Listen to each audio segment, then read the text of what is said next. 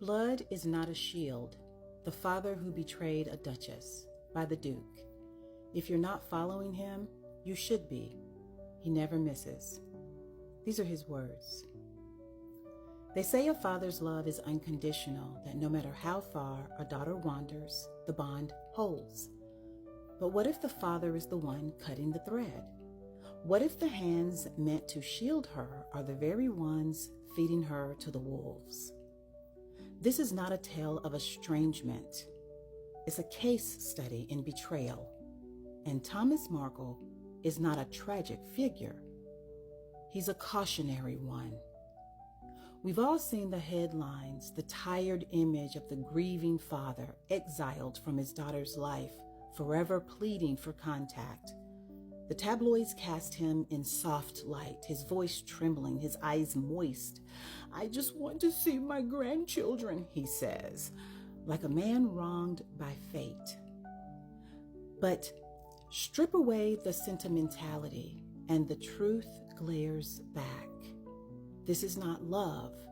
This is manipulation in monochrome. Let's rewind. Before Meghan, Duchess of Sussex, married into a centuries-old institution that devours difference, she wrote her father a letter, heartfelt, private, pleading. What did he do? He handed it over to the press. Before she walked down the aisle, he conspired with paparazzi to stage photos for profit. While she was pregnant, enduring global vilification, he was on television discrediting her pain, and still, he insists he's the victim. This is textbook emotional abuse. It's the kind of psychological violence that doesn't leave bruises but scars the soul. Gaslighting, guilt-tripping, public shaming wrapped in parental entitlement.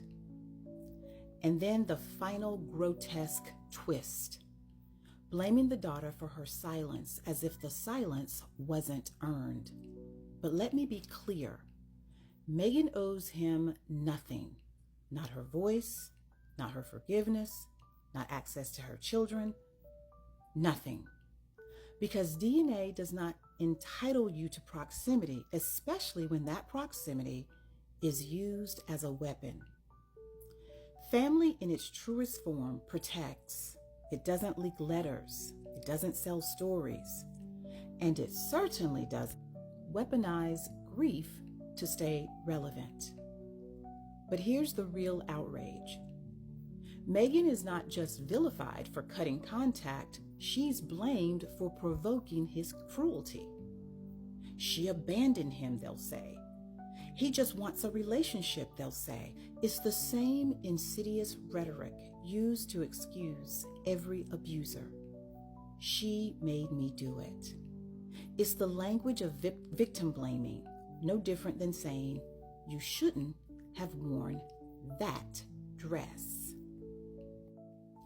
And it is always Meghan who is asked to rise above, to forgive, to extend a hand to the man who spent years publicly dismantling her. Would we ask the same of anyone else? Or is it because she's a woman of color, a duchess, a symbol, not a daughter anymore? The press wants their fairy tale. They want Meghan to return weeping, embracing the man who auctioned off her trust. But this is not a movie. This is real life. And real life demands boundaries. Thomas Markle is not a poor old man left out in the cold. He is the architect of his own exile. He wasn't pushed away. He pushed her away with every interview, every headline, every lie. And Meghan, she did what every person has the right to do. She saved herself. She saved her husband. She protected her children. And she honored her dignity. And for that, she deserves not condemnation, but a standing ovation. Because walking away from a toxic parent is not a failure of love, it is the triumph of self-respect. And not only that, it is the quiet roar of dignity, the unshakable truth that no one, not even someone who shares your blood, has the right to humiliate you, betray your trust, or poison your peace. It takes immense strength to say, this is not love. This is not protection. This is not a father. It takes clarity to choose healing over heritage. Megan did not turn her back on family. She turned toward her own survival. And in that, she chose her children, her voice, her wholeness. There is nothing more powerful than that. And nothing more human. Stay woke.